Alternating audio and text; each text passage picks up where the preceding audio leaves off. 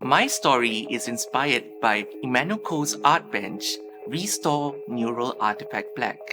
Its design was generated with the help of AI and handmade by artisans using upcycled wood from old boats.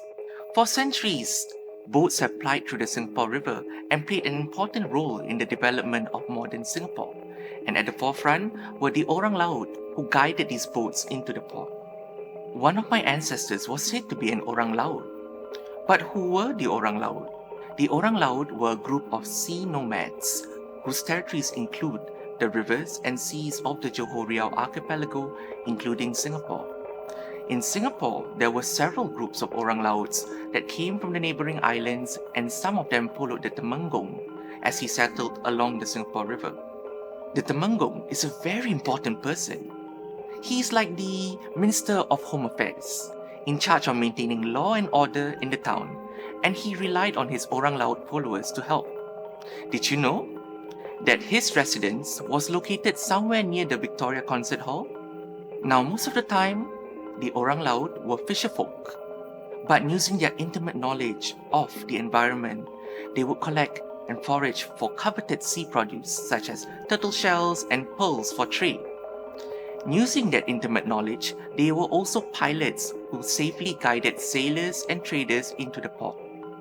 In maritime navigation, landmarks were very important, and along the Singapore River, there was a prominent landmark, the Singapore Stone. It was located near the mouth of the Singapore River, and it was very important to the local Orang Laut community, who viewed it as a sacred site and would present offerings to it. It was also steeped in legends.